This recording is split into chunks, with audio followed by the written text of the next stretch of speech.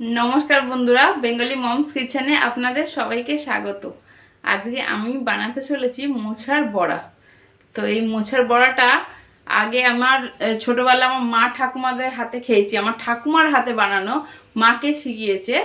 तो मायेर पर थेके आमी शिखेछि। तो এই মোছার বড়াটা খুব ভালো লাগে আমার কাছে, কেন আমার পুরনো দিনে ছোটবেলায় শৈশবের দিনগুলো মনে করিয়ে দেয়। তাহলে চলুন আপনাদের সাথেও শেয়ার করি মোছার বড়াটা। এখন এই মোছার বড়া বানানোর জন্য এই যে মোছাটাকে ছাড়িয়ে এমনি ফুলটাকে নিয়ে নিতে হবে। এই দেখুন সব ছাড়িয়ে দিয়েছি, লাল ভাবটা যেন থাকবে না, কচি ফুলটাকে নিয়ে নেব। তো এবার আমি এখান দিয়ে এটাকে কাটবো।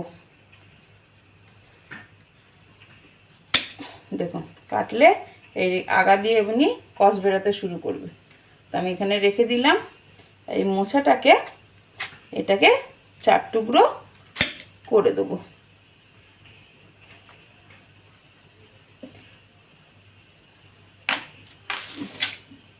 এমনি করে লম্বা বরাবর 4 টুকরো করব। এর একটু মুখটাকে কেটে দেবো। আমি এর উপরে রাখছি কেন কষ পড়ছে।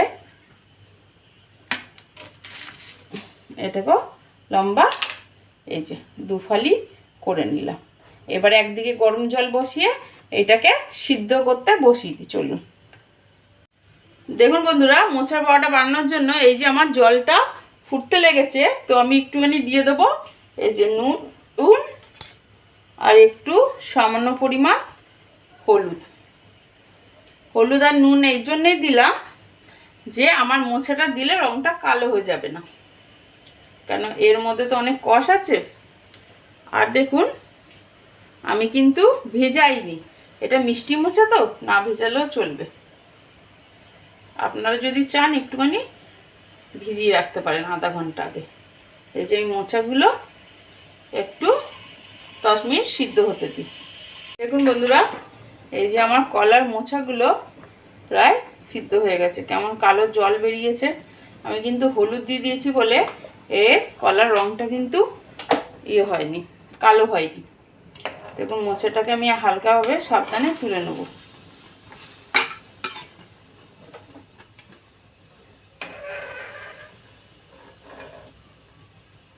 এক এক করে হালকা হাতে তুলবেন, কারণ সিদ্ধ হয়ে গেছে তো ভেঙে যাওয়ার ভয় থাকবে।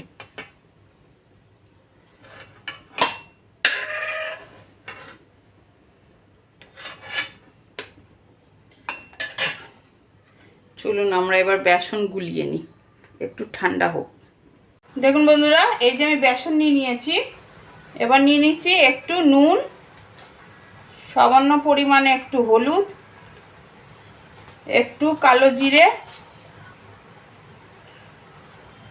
আর একটু খাবার সোডা। একটু খাবার সোডাটা দিচ্ছি যাতে মুচমুচে হয়।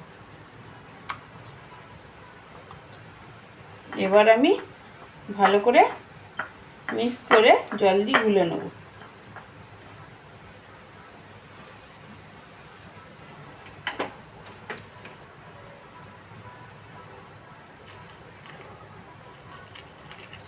ভালো করে একটা ব্যাটার তৈরি করে নেব।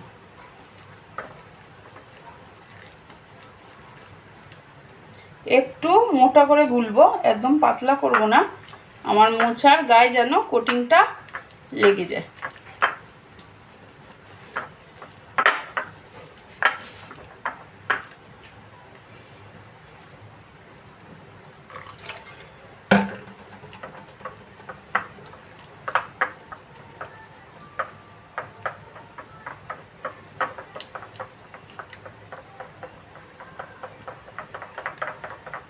এই যে হয়ে গেছে।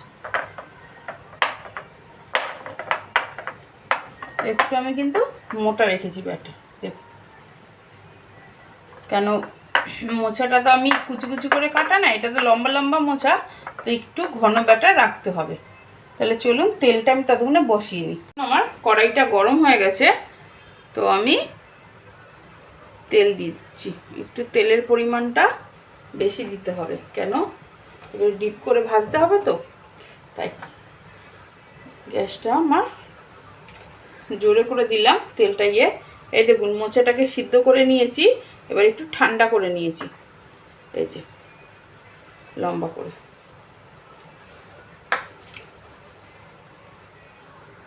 দেখুন বন্ধুরা, আমার তেলটা গরম হয়ে গেছে। তো আমি এই মোচাগুলো এই বেসনে এই যে ডিপ করব।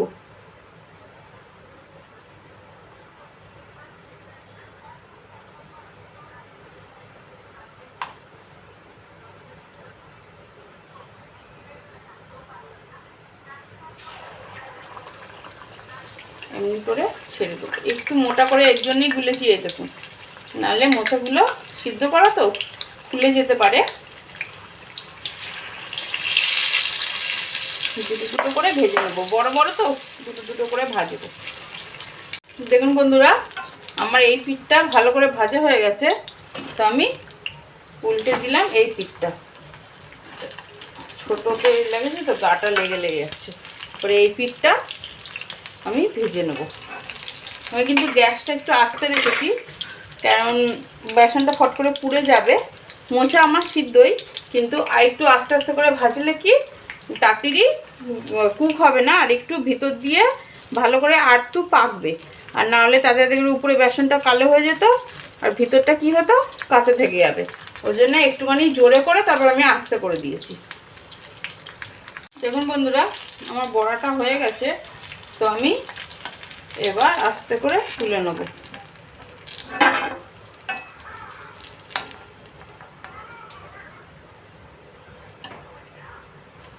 দেখ, বড়াটা আমার রেডি। দেখুন বন্ধুরা, আমার এই মোচার বড়াটা রেডি। দেখুন সুন্দর সুন্দর মোচার বড়া। তো কে কে এমনি করে মোচার বড়া খেয়েছেন অবশ্যই কমেন্ট করে জানাবেন।